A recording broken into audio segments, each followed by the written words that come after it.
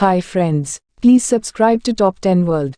Today video is a robot created by Columbia engineers learns to understand itself rather than the environment around it. Our perception of our bodies is not always correct or realistic, as any athlete or fashion-conscious person knows, but it's a crucial factor in how we behave in society. Your brain is continuously preparing for movement while you play ball or get dressed so that you can move your body without bumping, tripping, or falling. Humans develop our body models as infants, and robots are starting to do the same. A team at Columbia Engineering revealed today that they have developed a robot that, for the first time, can learn a model of its whole body from scratch without any human aid. The researchers explain how their robot built a kinematic model of itself in a recent paper published in Science Robotics, and how it utilized that model to plan movements, accomplish objectives, and avoid obstacles in a range of scenarios. Even damage to its body was automatically detected and corrected. The robot watches itself like an infant exploring itself in a hall of mirrors. The researchers placed a robotic arm within a circle of 5 streaming video cameras. The robot watched itself through the cameras as it undulated freely.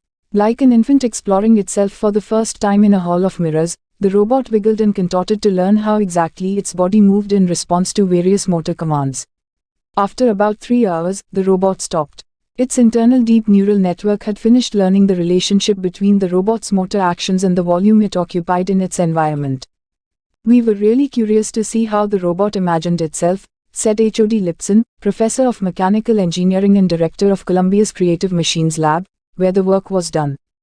"But you can't just peek into a neural network, it's a black box." After the researchers struggled with various visualization techniques, the self-image gradually emerged. It was a sort of gently flickering cloud that appeared to engulf the robot's 3-dimensional body, said Lipson. As the robot moved, the flickering cloud gently followed it. The robot's self-model was accurate to about 1% of its workspace. Self-modeling robots will lead to more self-reliant autonomous systems.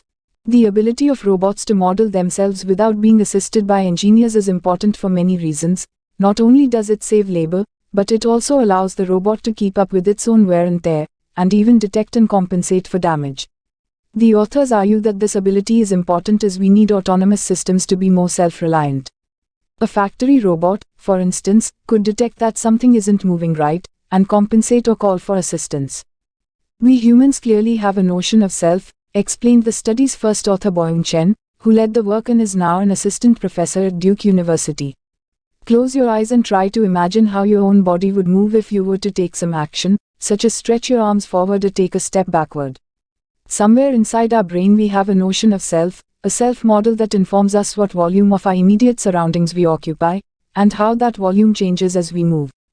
Self-awareness in robots. The work is part of Lipson's decades-long quest to find ways to grant robots some form of self-awareness.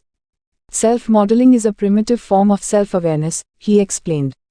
If a robot, animal, or human, has an accurate self-model, it can function better in the world, it can make better decisions, and it has an evolutionary advantage.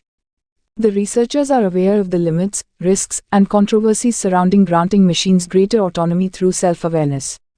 Lipson is quick to admit that the kind of self-awareness demonstrated in this study is, as he noted, trivial compared to that of humans, but you have to start somewhere.